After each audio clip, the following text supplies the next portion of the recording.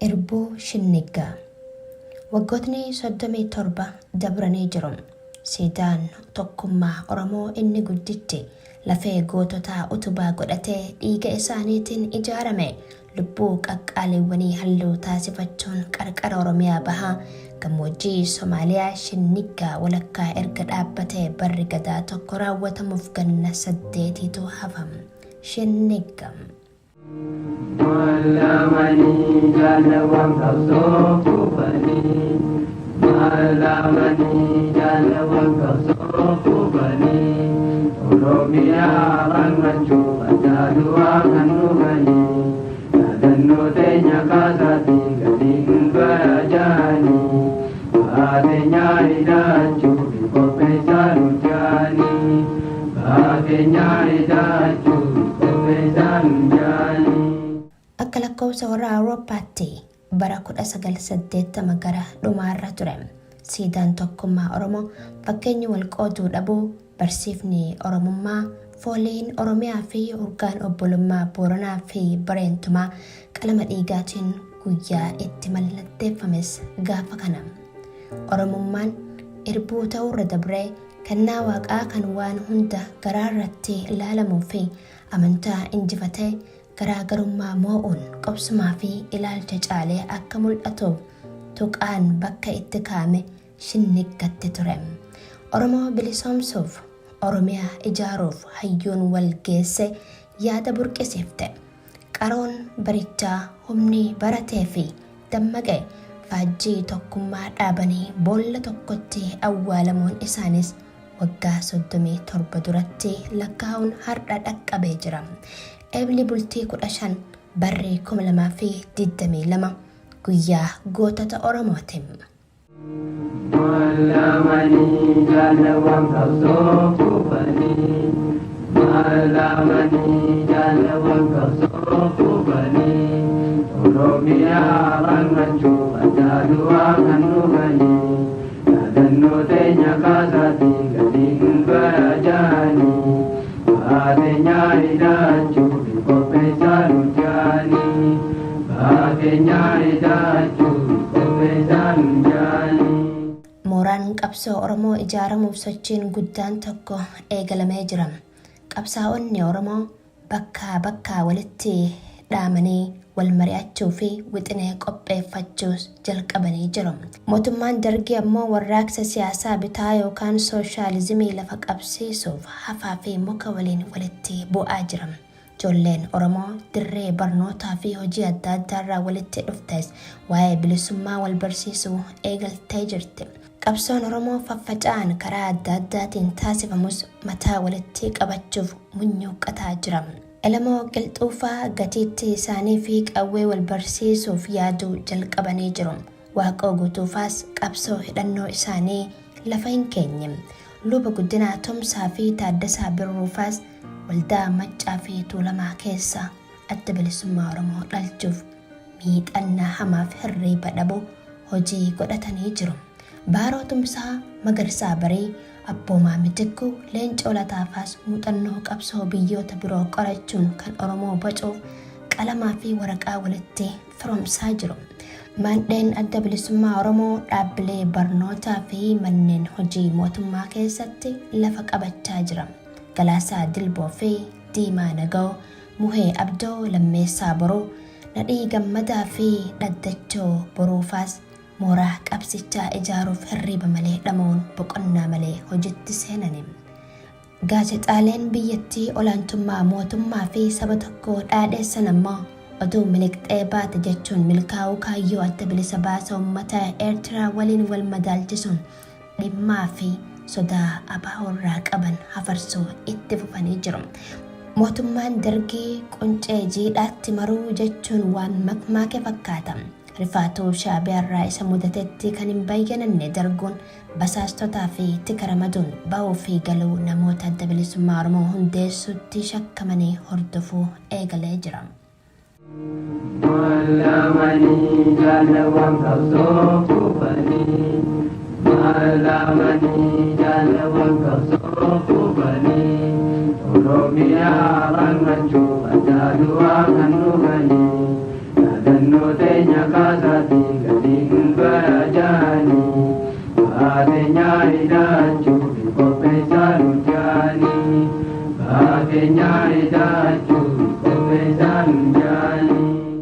akka garaa ofitti socho'uu dhabuun isaan danqus hayyoonni Oromoo yeroo sana gadi hin teenye. Harka lafa jalaatiin abjootan dhugoomsuuf hojii isaanii hojjechuu itti fufani. Oromiyaa bilisoomte sammuu keessatti yaada Oromoo ofiif of bulchuu afaan ofii dubbatu uumuufis tarsiimeessa qaroo isaanii qariisisuun sanyii abdii facaasaa jiru. Mooraa qabsoo Oromoo jabeessanii gadi dhaabuuf waajjiraalee biyyoota ollaa keessatti banuun akka isaan barbaachisuu fi deeggarsi adda addaas argamuu akka qabu waan waliif galan hundeessitoonni adda bilisummaa Oromoo bara 1970moota keessa marsaa 3 oliif bakka buutota isaanii gara Somaaliyaatti erguun deeggarsa akka gaafatanis galmeen seenaa adda bilisummaa Oromoo ni hima. Malamani jalawan kausofu bani Malamani jalawan kausofu bani Oromia bangachu adalua kanu bani Nadanno tenya kasati gadin barajani Baatenya idachu bikopesa nujani Baatenya idachu bikopesa nujani Biyyoota ollaa Itoophiyaa keessaa biyyi waraanaa fi siyaasaan of ijaarte maqaa argachaa jirtu Somaaliyaa turte. Isa kanaafis abaawoon siyaasaa isaanii qorachiisuun hariiroo mootummaa Somaaliyaa waliin uummachuuf murteesse. Maandee adda bilisummaa Oromoo warra hangafaa keessaa tokko kan ta'an obbo Fiqaaduu Waaqjiraa hangaa olaanaa mootummaa Dargii waan turaniif keessa beektummaa isaaniitiin akka haala mijeessaniif dirqamni kennameef. Obbo Fiqaaduu Waaqjiraas dirqama isatti kenname xumurachuun dippiloomaasii Somaaliyaa Itoophiyaa ijaaruuf obbo Baaroo Tumsaatiin wal qunnamsiise. Obbo Baaroo Tumsaas kaayyoo fi mul'ata adda bilisummaa Oromoo dippiloomaatikii kanaaf erga ibsaniin booda waliigaltee gaariirra dhaqqabuun namoonni lama akka gara Somaaliyaa ergaman murteessan. Hundeessitoonni adda bilisummaa Oromoo jila adda bilisummaa Oromoo jalqabaa bakka bu'uun namoota gara Somaaliyaatti ergaman filatee gaggeesse. Namoonni filataman kunneenis nama lama yoo ta'an sadarkaa barnootaa fi dandeettii afaanii qabaniin filatamuun ergaman. Isaanis obbo Geechoo Baay'isaa Waaqjiraa fi Yusuf Bakar turan. Mootummaan Darguu akka ittiin dammaqneefis namoota jila adda bilisummaa Oromoo bakka bu'an lamaan kana wallobaatetti erguun yeroo muraasa booda gara Jibuutirraas gara Somaaliyaa akka adeeman taasifame. Jilli jalqabaa bara 1975tti Somaaliyaatti ergame kunis waan mari'atee deebi'us milkii gaariin hin deebine. Kanaaf ammas jila kana kan biraa erguun dirqama itti ta'e. Jila marsaa lammaffaa irrattis namoota duraan deeman dabalatee namni tokko kan maqaan isaa obbo Mitikuu Tarfaasaa jaaman itti dabalamuun gara Somaaliyaatti imalane. Mootummaa Somaaliyaa yeroo sanii kan ta'e Ziyaad Barree ammas deebii quubsaa otoo hin kennin beellama deddeebii isaaniitti dabale. Fedhiin mootummaa Somaaliyaa yeroo sanii lafa Oromiyaa walakkaan kutachuu waan ta'eef qabsoo bilisummaa Oromootiif miira gaarii hin qabaanne. Haa ta'u malee garuu deebiin kun afaan mootummaa Somaaliyaa keessaa waan hin baaneef addi bilisummaa Oromoo ammas abdii hin kutanne. Jilli marsaa lammataatiif Somaaliyaatti ergame kun ergamasaa erga xumureen booda achuma dirqamni lammaffaa kennameef. Obbo Geetaachoo Baay'isaa gara biyya Arabaatti ce'uun leenjii tikaa fi hidhannoo fudhatee gara biyyaatti deebi'uun waraana bilisummaa Oromoo akka leenjisu. Obbo Bakar Yusuf ammoo gara Yaman dhaqee deeggarsa meeshaa hidhannoo fi hariiroo firaa qabsoo akka mijeessu. Obbo Mitikuu Tarfaasaa ammoo waan Somaaliyaatti mari'atame gara Oromiyaa fidee akka dhufuutu dhaamame. Yaaliin abaawoon gaaffii firummaa fi obbolummaa Somaaliyaa waliin taasisuuf yaales marsaa lammataatiif osoo fiixeen bahin hafe. Malamani jalawan kausofu bani Malamani jalawan kausofu bani Oromia bangachu adalua kanu bani Nadanno tenya kasati gadin barajani Baatenya idachu bikopesa Kopesarujani Bakenya idachu Kopesarujani Oromiyaa bilisoomsuun kan danda'amu dammaqeen sommataatiin ta'us deeggarsi meeshaa waraanaa fi leenjii siyaasaa biyyoota adda addaarraa keessa barbaachisu kan hubate ABO'n hundee siyaasaa barichaa mootummaa Somaaliyaa fi Itoophiyaa jidduu jiru qorachuu ammas carrichatti fayyadamuuf yaalii gochuu itti fufe. Guyyaa walabummaa yeroo birmadummaa fi beellama bilisummaa dhiyeessuufis deeggarsi mootummaa Somaaliyaa hedduu barbaachisaa ta'uu waliif galani. Namoota ciccimoo hundeessitoota adda bilisummaa Oromoo gaggeessitoota dabalatee durataa dhaabaa fi itti aanaa adda bilisummaa Oromoo yeroo sanii osoo hin hafin riqicha firummaa hariiroo qabsoo fi milkii bilisummaa tolchuuf namoonni dubbatanii amansiisuu danda'an filatamanii gara Somaaliyaatti yeroo sadaffaaf ergamani. Jilli sadaffaa kun jila guddaa ture. Mataa ABO humni baratee fi abdiin egerees murteeffate kutannoodhaan garasitti imaluuf manaa ba'e. Malamani jalawan kausofu bani Malamani jalawan kausofu bani Oromia bangachu Adadua kanu bani Nadanno tenya kasati Gading barajani Batenya idachu Kopesarujani Batenya idachu Kopesarujani Jilli namoota ja'an durfamu kun maqaa iccitii Maajaa jaamuun kan moggaafame yoo ta'u baay'ina namoota 11tiin deeme.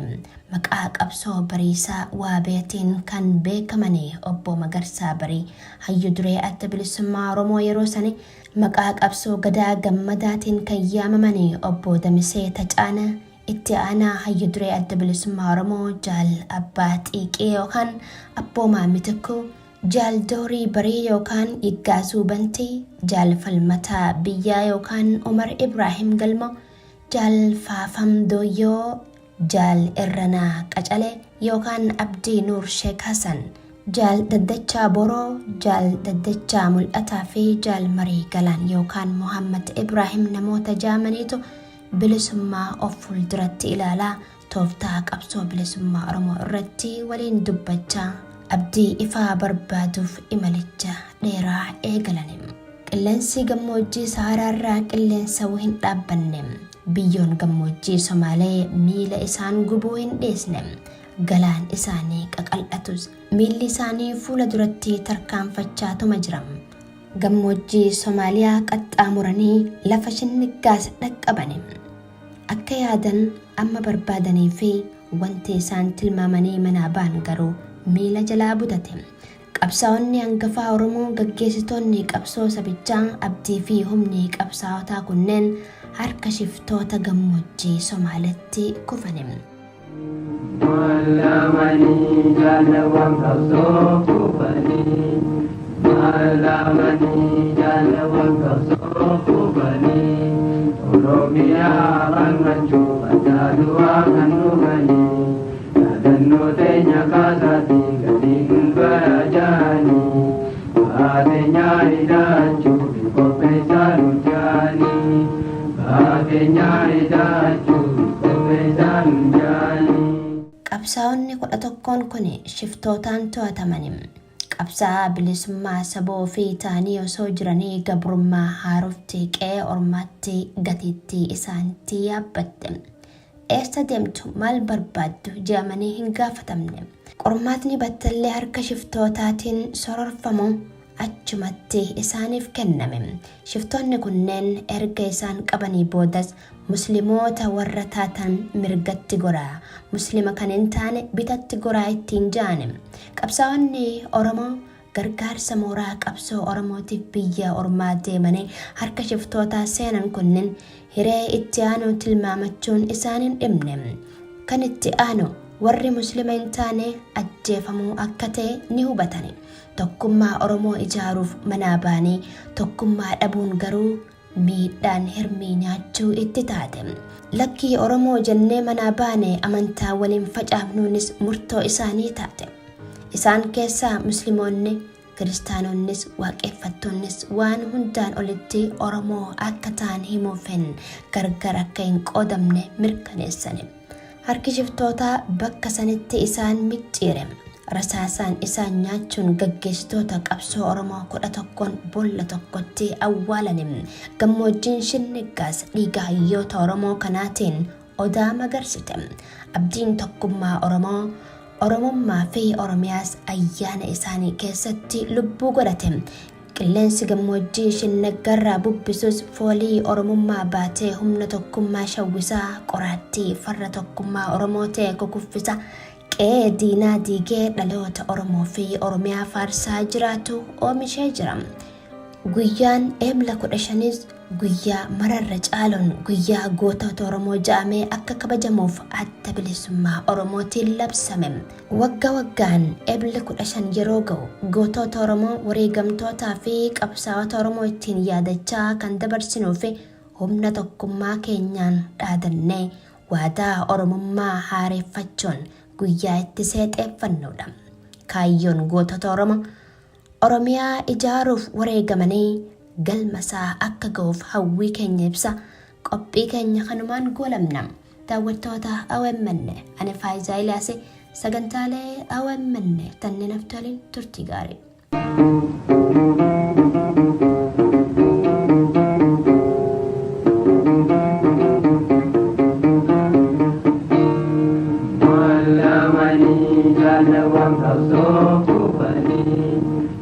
Malamani jalawan kasoku bani Oromia banganju badadua kanugani Nadano tenya kasati gading barajani Batenya idachu bikopesa lujani Batenya idachu bikopesa lujani Jalawan kenya nutarre turre diganta tarare Jalawang kenya nutarre turre diganta tarare Aku mandi gamlega damila kenya nyare Abdi wadi ceca turre nujida ampasare Pananawan urtoba usoyero lindamare Pananawan urtoba usoyero lindamare Malamani jalawang kasoku bani